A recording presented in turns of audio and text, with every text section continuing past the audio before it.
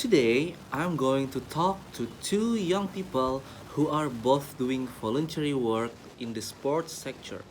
First, there is Liam Parker, who is a keen BMX biker and does a lot of work at Sports Center.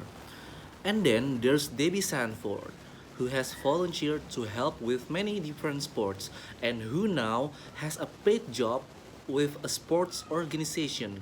So, Liam, tell us a bit about the place you work. It sounds really interesting. Yes, it's really cool. Basically, it's a huge space where lots of sports and cultural events take place. It used to be a shipbuilding hangar, but the company went bust years ago. The building was taken over and completely renovated and repurposed about 5 years ago. Now, we have facilities for all kinds of urban sports like skateboarding, breakdancing, parkour, kick scooter. Hang on a moment. Can't you explain the last two? A kick scooter is just a normal scooter with a handlebar, deck, and wheels. But now we have stunt scooters and special ones for racing. And parkour has been around for a while now. It's way of moving around an urban environment. It developed with military training. It involves climbing, running, vaulting, jumping, swinging, and stuff like that. Everyone's seen it on TV and videos. People jumping off incredibly high buildings between roofs and things. So, what are you involved with? Well, my passion is for BMX and I want to get other people involved in the sport. But I do all the kinds of things at the center. I make sure the bikes and scooters meet safety standards. I check the tracks and ramps so that they are clean and no one can slip and hurt themselves. I teach kids the basics of BMX and do demonstrations. I sometimes cook in the burger fan too. Ah, right. So, you have learned a lot of skills? Yeah, at first, I was a bit nervous about speaking to groups, but now I have no problem giving safety inductions to people. I had to learn sport specific first aid in case anyone hurts themselves, cooking hygiene for the burger fan, math for taking money at the till. I've had a lot of training in different areas and gained useful certificates.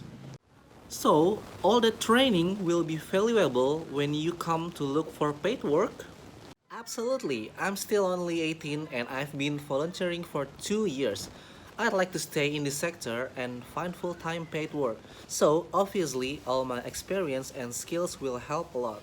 Well, thank you, Liam. And now, our other guest has made that jump flow voluntary work to paid work. Debbie, you've been involved in many different sports in your 22 years, haven't you? Yes, quite a few. I started off playing football at country level and then got into coaching. I recount that I wouldn't have been able to play football without the help of volunteers. So, when I had the chance to help other people, I did. Then I started a degree in sport development and I realized that lots of people like me would soon have a degree and be looking for a job and I need more experience to compete with them all. So, you volunteered again? Yes, I spent a year helping with an online sports volunteering bureau and volunteered at various events, including a cricket tournament, a table tennis championship, and a half marathon. Wow, that's a lot of experience. Yes, I must add that I don't actually play cricket or table tennis myself, though I do run. You don't have to be an expert in a sport to volunteer. There are lots of jobs that need doing. And now you have finished your degree and you are working. That's right. I wrote my dissertation on the retention and recruitment of volunteers, and now I manage volunteers for an organization promoting swimming. I also organize events at a national level. I would never have got the job without all my volunteering experience. It helped me loads. And finally, a question for you both. Do you think we sometimes exploit volunteers in this country? Are they doing things for free when they ought to be getting paid? Liam, I believe that you volunteer for about 10 or 20 hours a week. Do you ever feel that you should be paid for what you do?